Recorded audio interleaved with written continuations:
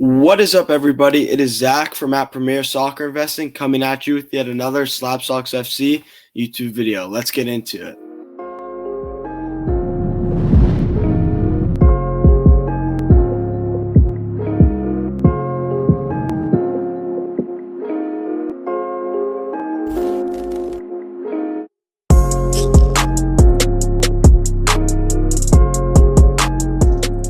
What a week it's been for the U.S. men's national team, defeating Mexico in the first ever Nations League final behind a extra time penalty kick goal from Christian Pulisic, and then a save from the backup goalkeeper Ethan Horvath, cementing his status as a national hero, leading to the images you see here. This golden generation of the U.S. men's national team with their first ever trophy lift, and it has led to many U.S. fans, including me, thinking that this is the first of what will hopefully be many trophy lifts with them in this shirt, and has created a lot of optimism for the future of U.S. men's national team players. And in large part, due to these two guys, you've Pulisic with the game-winning goal, and Weston McKennie, who was probably the man of the match in that game, with his dominance on corners, his defensive work rate, his ability to influence the attack too.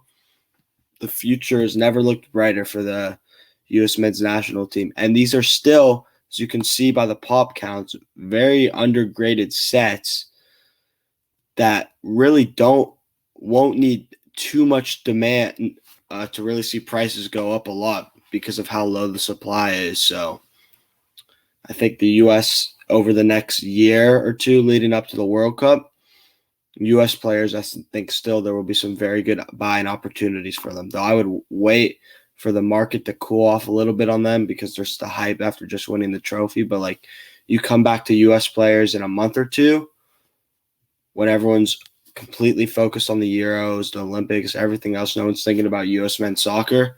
I think that'll be the time to really start gearing up for World Cup qualifying and then for the World Cup in 2022.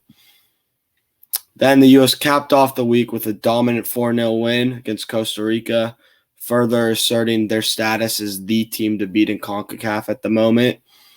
Good performances from Weah and Aronson and the rest of the team too, especially since Mexico was only able to tie the same Costa Rica team 0-0. So it was a good week for the U.S. men's national team, to say the least. Another big thing that happened this week is Topps Chrome Champions League finally released.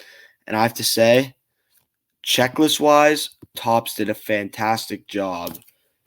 Every main rookie that I wanted to be in there was able to get in. You can see Doku, Trincao, Jones, Camavinga, Moukoko, De La Fuente, Asina Traore, Pedri, Gilmore, Bellingham, Camelo, Musiala, Anthony, Gravenberch, and Adeyemi all made it in.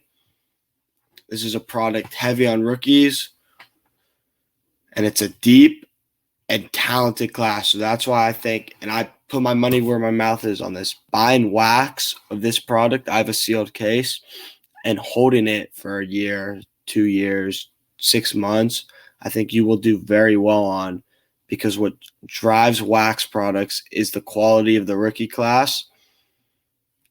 And this box is loaded with huge rookies. And it's helped by Musiala not getting a Bundesliga Chrome rookie. So this is his only main top Chrome rookie release, which is big. Gravenberch to just a loaded class. Camavinga. And I think in buying singles of players and grading too, once PSA opens up, or even going to like an SGC, you will do well on also. But I love this product, and I think you really can't go wrong buying wax and holding the wax of this product at the moment. The Euros, this is being recorded on Sunday, June 13th. The Euros started on Friday, June 11th. There really are a group of 8 teams that people consider have the best shot of winning, and then it's the rest of it's the field. But like, the 8 favorites are England, led by Harry Kane, France, led by Mbappe, Belgium, led by Lukaku, you have Germany with Werner, Havertz, and others, and then Portugal, led, of course, by Cristiano, Italy, I mean, Chiesa's not the main man there, but they looked very good in their game, which I will get to. The late then Netherlands feel they have a good shot too, and then Alvaro Morata in Spain don't want to be counted out either. This is a really deep stable of contenders, and it should be a really entertaining tournament as it goes forward in it. And yeah, first game of the Euros, Italy.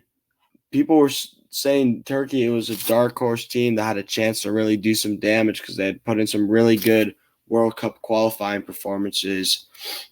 But Italy, especially in the second half, were dominant. Their passing was really crisp. They had great movement off the ball. Yeah, they look like the real deal as they beat Turkey 3-0. Saturday round of games, you had Wales, Switzerland, 1-1 draw over there.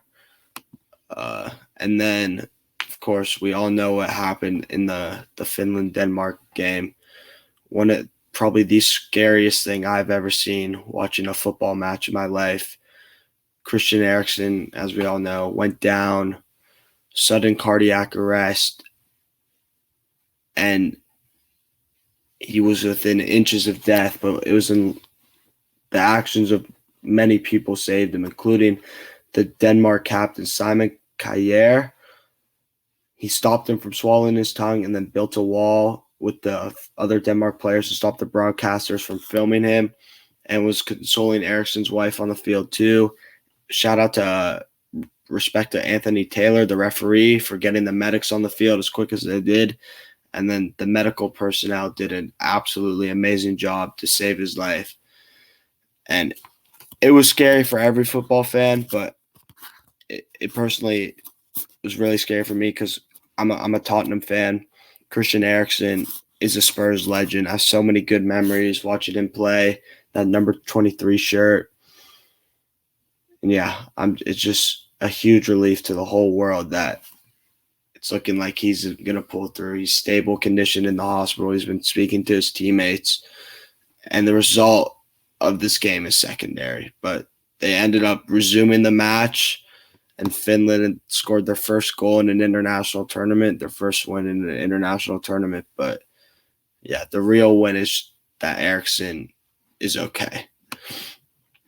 Then later that day, you had Eriksen's Inter Milan teammate Romelu Lukaku put in yet another dominant performance for Belgium, scored a brace, was dangerous throughout. His hold-up play was magnificent. His link-up play was very creative. And yeah, Belgium looked really, really good too. And they don't even have De Bruyne in this team yet. So watch out for them if Lukaku's going to continue to play the way he did in this game against Russia. And then Austria and North Macedonia, first major tournament for North Macedonia. Didn't get the result they wanted at the start. Austria pretty good today. They have a pretty strong team, actually. They might do some damage, so keep an eye out for them. And then the game of the tournament in this young tournament so far is this Netherlands-Ukraine game where, as you can see, Netherlands had a 2-0 lead in the second half. Ukraine stormed back with 2 goals in 4 minutes to tie it at 2-2, and the Netherlands gets a late winner, win it 3-2. Huge result for them. Ukraine is by no stretch of the imagination an easy team to play against, but Netherlands got the result. And then England played Croatia, and I personally was very confused on why Sterling was in the starting 11. I have to say he did have a good game. However, I still think the likes of Grealish, who didn't see the field, unfortunately, or Sancho, who didn't even make the bench, or even Marcus Rashford should all be playing ahead of him based on just their forms over the course of the season. But, I mean, good result for England beating the World Cup finalist and the team who knocked them out in the World Cup semifinal 2018. 1-0 result. I think as the tournament goes on and these England players play with each other more and more, and I think they'll start to open up and get more attacking as they realize their defense is strong enough to hang.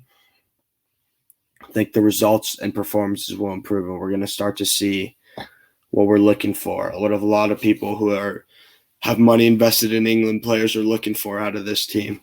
Yeah. And then the other big thing in the soccer card world this week is major golden auctions started on the 10th with one of the cards. You have the Topps Chrome Bundesliga Superfractor auto, rookie auto, 1/1, Haaland in a 9.5, 10 grade.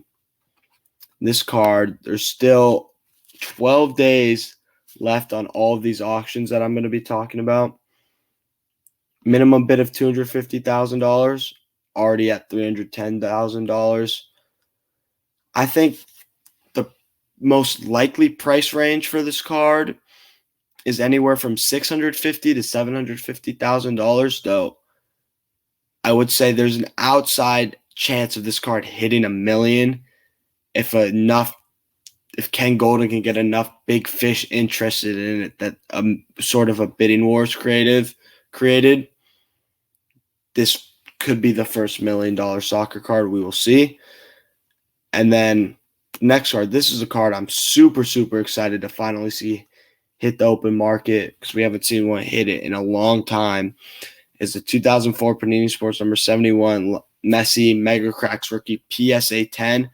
I believe there are only 38 of these in existence, and you've seen the Ronaldo sell at around $240,000.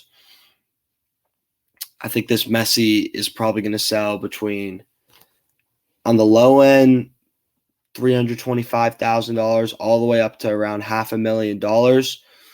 It's already at $190,000 with 13 bids, so it shows the demand is really there for this card. This is the card to have to invest/collect in Messi.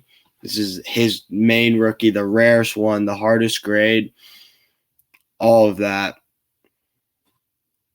And I think this is going to be like the standard bearer for the soccer card hobby. And it makes sense because Messi has consistently outsold Ronaldo just in like their comparable cards by like 40 to 50%. So you would expect this card to sell for around the $400,000 range based on that. But we will see what happens here too. I'm really excited to track this one over the course of the next 12 days or so and see where this card ends up at. And I think this is kind of a bellwether card for the state of the Messi rookie card market. So if this falls flat and sells for like less than $300,000, I would say that is not a good sign. But if this is approaching or even eclipsing $500,000, be ready for some movement on his other rookie cards. Next one, speak of the devil, you have a complete set Ronaldo 2003 Mega Crack set with the PSA 10 of the number 137 rookie, his main rookie. This card in the past has been, again, selling for around $240,000 or so. I expect this to sell, set as a whole to sell maybe a bit more because it's a full set and you have some other stuff in there. But I would say still this is probably a $260,000 sale. But we will see. Though if Portugal, if Ronaldo scores a hat trick or something in both of Portugal's first two Euro games, I could see this getting a big jump because of that. But it's hard to track that with the really high-end stuff, like how much in-game performance affects the card prices especially for someone who's already an established one of the all-time greats like Ronaldo. I don't know how much movement that would lead to. Yeah. Next card, and this is, I think, an awesome card to see in Golden Auctions. The 1992 SI for Kids Mia Hamm rookie card in a PSA 10. Super tough grade. There are barely any of these in existence. As you can see, interest is she's the greatest probably women's soccer player ever, at least the greatest American women's soccer player ever. Minimum bid of $2,500, already at $8,500, 9 bids on it. This is going to be a fun one to track, and I think if we see a high sales price from this card, which I think is pretty likely, I think that's going to start directing some juice at the American women's soccer market, as there should be, because Americans women's soccer is the best in the world year after year after year, and there's some fantastic players that have recently retired or are their careers on the downswing, like Alex Morgan and Carly Lloyd. And then you have players like Sam Mewis, Rose Lavelle, who are really starting to establish their dominance and establish their position as stars on the world stage, not just in the women's game, but just in the sport overall. So I think this card could really see some attention flow towards the women's soccer card market, which would be really cool to see. Then the last card I want to talk about, and this is to wrap up the show this week, the Mbappe 2016 Panini Foot rookie sticker PSA 10. Again, this card's been selling in the $20,000 range, $25,000 range or so. If France does really well in their first two games and Mbappe has a brace, two braces, a couple goals, something like that, I think we could see a bit of a price jump on this card because people are going to speculate, oh, France is going to go win the Euros now too, and Mbappe will have a World Cup and a Euro under his belt, and that should definitely lead to some movement on his card. So this will be an interesting one to track as we follow what France does in this tournament and what Mbappe does in this tournament. Yeah, that's going to be it for this week. Thank you all for watching. As always, like, comment, subscribe. DM me if you want to talk cards, soccer, anything like that at Premier Soccer Investing. Thanks for watching and